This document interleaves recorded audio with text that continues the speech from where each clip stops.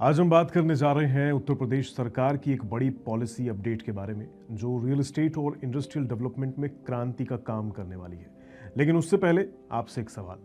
Tokyo, Singapore और Hong Kong जैसे शहरों को भारत के अगर किसी शहर से कंपेयर करना हो तो आप किस शहर का नाम लेंगे? शायद आप मुंबई कहेंगे।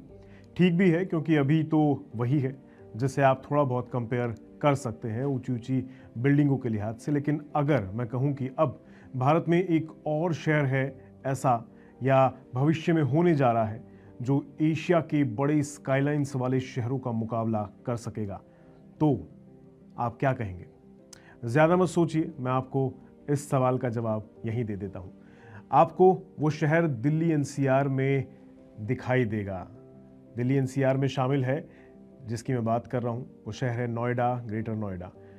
आप सोचेंगे Noida, greater Noida, Tokyo, Singapore और हांगकांग जैसे बड़े शहरों वाले, स्काईलाइन वाले इन शहरों से मुकाबला भला कैसे कर सकता है? बिल्डिंगें हैं यहाँ भी, लेकिन हांगकांग, सिंगापुर, टोक्यो, इसके मुकाबले में बिल्डिंगें शायद नहीं है। इतनी बड़ी बड़ी ऊंची ऊंची स्काईलाइंस यहाँ देखने को नहीं मिलती हैं। तो कैसे कंपैरिजन हो सकता है? सही बात है, बात बिल्कुल सही है, आप सही सोच रहे हैं। यहाँ तो इतनी हाई राइज बिल्डिंग है ही नहीं, तो कैसे पॉसिबल है? लेकिन जल्द ऐसा हो सकता है कि यहाँ पर भी आपको वैसी ही बड़ी बड़ी स्काईलाइंस देखने को मिले जैसी सिंगापुर या हांगकांग में देखने को मिलती है। दरअसल उत्तर प्रदेश सरकार जल्द ही नए कॉमन बिल्डिंग बायलॉज लाने जा रही है जो नोएडा, ग्रेटर नोएडा और यमुना अथॉरिटी पर लागू होंगे। इस कदम का मकसद है कंस्ट्रक्शन नियमों को आसान बनाना, निवेश को बढ़ावा देना और तीनों इंडस्ट्रियल डेवलपमेंट अथॉरिटीज के अलग अलग नियमों से पैदा हो रही उलझनों को खत्म करना। तो चलिए इसे थोड़ा टेक्निकल तरीके से समझने की कोशिश करते हैं और देखते हैं क्या क्या बदलाव होने जा रहे हैं जो हमें एशिया में उन स्काईलाइन वाली बिल्डिंगों वाली शहरों की कैटेगरी में शामिल कर दे। सबसे अहम बदलाव है ग्राउंड कवरेज लिमिट्स को हटा देने का।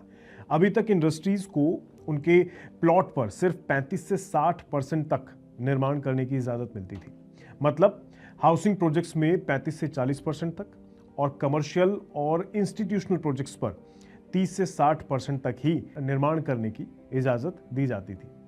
लेकिन अब नए नियमों के तहत ग्राउंड कवरेज पर कोई कैप नहीं होगा। मतलब जितनी जगह बचती है सेटबैक, पार्किंग और ओपन स्पेस पूरा करने के बाद उतनी पूरी जगह को बिल्ड किया जा सकेगा। जानते हैं इससे सबसे बड़ा फायदा किसको होगा? डेवलपर्स को। अब जाहिर है जब ऐसा होगा तो इससे डेवलपर्स को अपनी ज़मीन का बेहतर इस्तेमाल करने का मौका मिल जाएगा, पूरा कंट्रोल मिल जाएगा, खासकर बड़े इंडस्ट्रियल हब्स और हाई डेंसिटी हाउसिंग प्रोजेक्ट्स में। तो ये डेवलपर्स और बिल्डर्स के लिए तो बहुत अच्छी खबर है। इसके अलावा फ्लोर एरिया रेशो यानी FAR यानी प्लॉट के साइज के मुकाबले कितना बिल्टअप एरिया बनाया जा सकता है, उसमें भी बड़ा सुधार किया गया है। अभी अलग अलग कैटेगरी में FAR यानी फ्लोर एरिया रेशियो की लिमिट काफ़ी अलग थी। जैसे इंडस्ट्री के हिसाब से अगर देखें तो ये 0.6 से 2% तक था फ्लोर एरिया रेशियो, इसकी लिमिट यहाँ तक तय थी। हाउसिंग के हिसाब से देखें तो 2.75 से 3.5 तक था। इंस्टीट्यूशनल्स के हिसाब से 0.8 से 2.75 और कमर्शियल के लिए 1.2 से 4 तक फ्लोर एरिया रेशियो की लिमिट तय कर रखी थी। लेकिन अब ये सभी नियम बदल जाएंगे।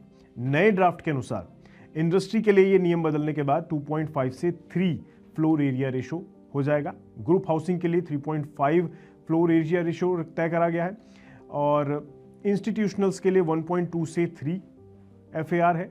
1.5 से लेकर 4 तक फ्लोर एरिया रेशो कमर्शियल्स में लिमिट तय की गई है और माना जा रहा है कि हायर फ्लोर एरिया रेशो से वर्टिकल ग्रोथ को बढ़ावा मिलेगा। प्रोजेक्ट्स ज़्यादा व्यवहारिक हो जाएंगे, खास करके नोएडा, ग्रेटर नोएडा जैसे हाई डेंसिटी इलाकों में डेवलपमेंट को सपोर्ट मिलेगा और इसके बाद जाहिर तौर पर आपको ऊंची ऊंची इमारतें ज़्यादा बनती हुई दिखाई देंगी। इसके अलावा सेटबैक यानी बिल्डिंग और प्लॉट की बाउंड्री के बीच की जो दूरी को होती है उनको ईजी बना दिया जाएगा और जहां पहले बड़े प्लॉट्स पर 16 मीटर तक सेटबैक ज़रूरी हुआ करता था, अब इसे 3 से 9 मीटर के बीच में ही फिक्स कर दिया गया। मतलब यहाँ भी स्पेस आपको दिखाई देगा एक्स्ट्रा बचता हुआ।